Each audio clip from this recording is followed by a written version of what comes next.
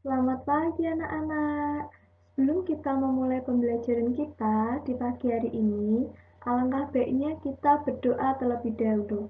Izinkan Ibu untuk memimpin doa. Berdoa mulai.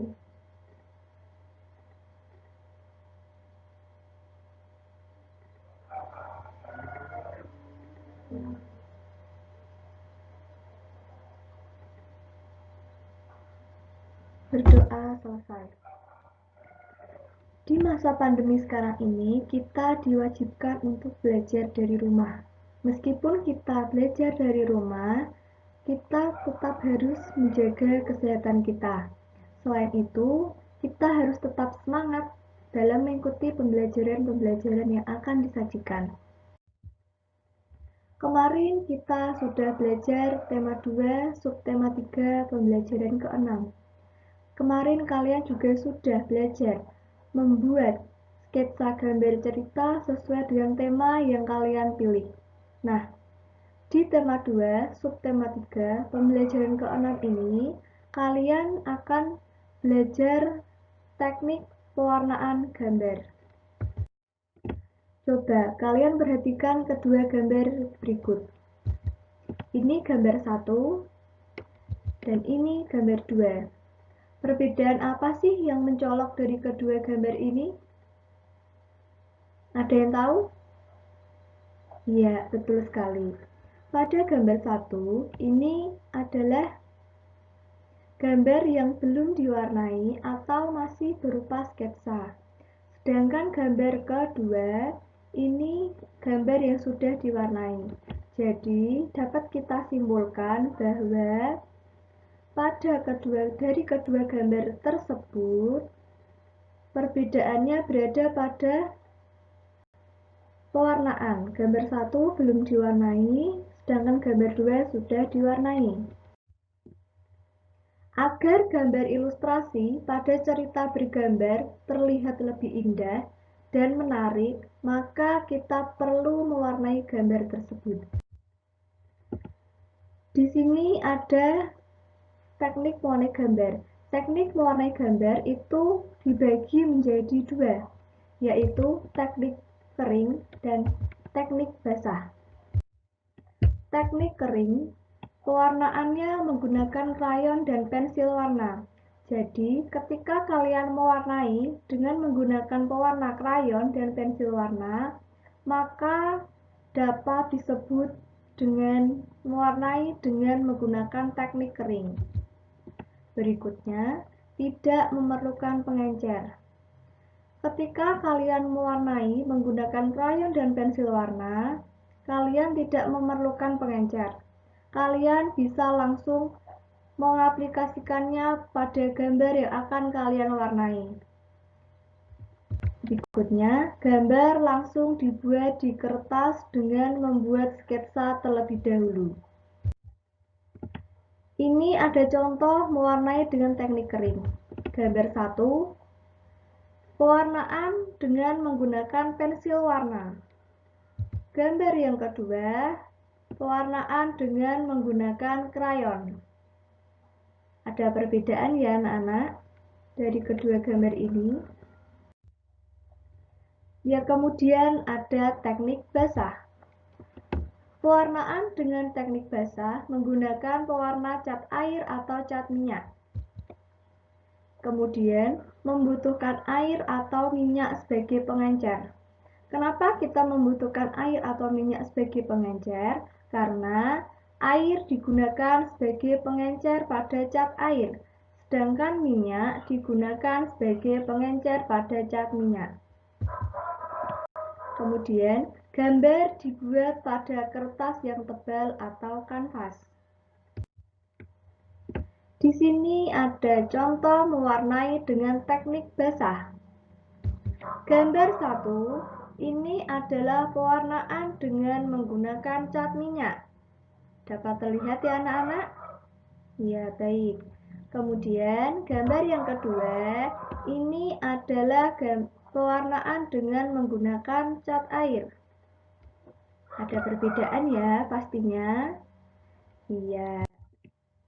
Di sini ada Ada contoh cerita bergambar yang sudah diwarnai. Cerita ini berjudul Akibat Tidak Bekerja Sama. Di sini ada dua orang anak yang bernama Jaka dan Rudi. Jaka dan Rudi diberi gambar-gambar yang harus mereka warnai bersama. Jaka mulai mewarnai gambar, namun Rudi masih saja bermain. Teman-teman lain sudah selesai mewarnai. Akan tetapi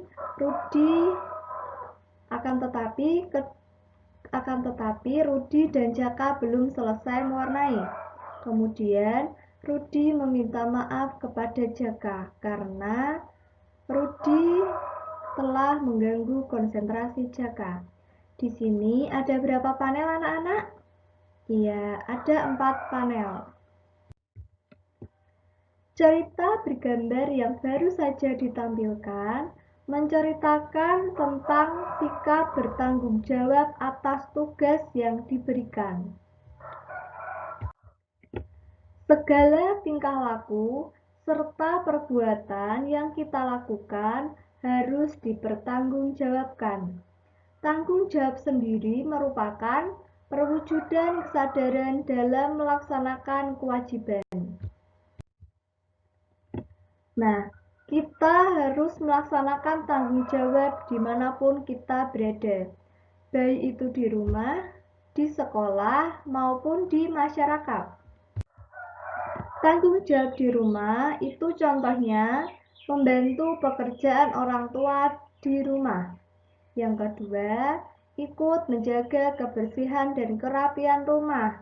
Yang ketiga, melaksanakan semua aturan yang telah dibuat dengan baik. Jadi, jika kita sedang berada di rumah, kita harus mengikuti peraturan atau tata tertib yang berlaku di rumah. Mengerti anak-anak? Baik. Tanggung jawab di sekolah. Ketika kita di sekolah, kita harus melaksanakan tanggung jawab yang ada di sekolah atau peraturan yang ada di sekolah. Peraturannya contohnya ikut menjaga kebersihan lingkungan sekolah. Kemudian ikut membantu menciptakan suasana belajar yang nyaman. Kemudian melaksanakan semua peraturan di sekolah dengan baik. Jika kita di sekolah, kita harus mengikuti peraturan yang ada di sekolah atau yang berlaku di sekolah. Tanggung jawab di masyarakat. Contoh tanggung jawab di masyarakat yaitu ikut menjaga kebersihan di lingkungan masyarakat. Kemudian ikut menjaga keamanan lingkungan.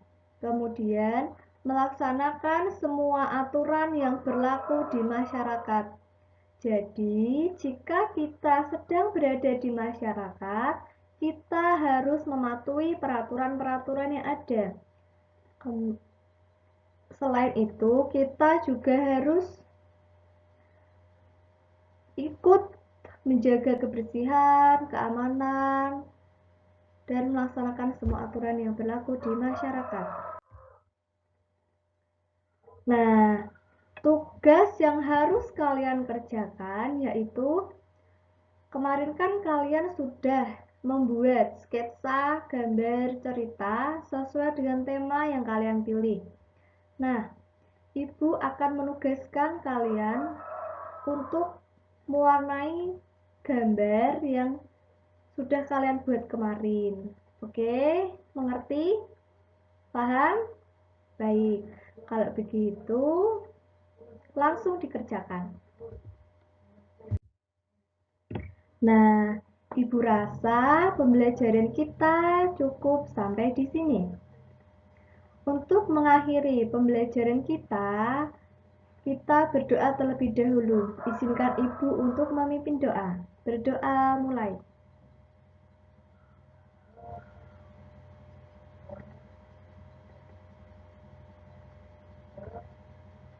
Berdoa selesai. Tetap jaga kesehatan, rajin cuci tangan, dan jauhi dari kerumunan. Sampai jumpa anak-anak. Selamat siang.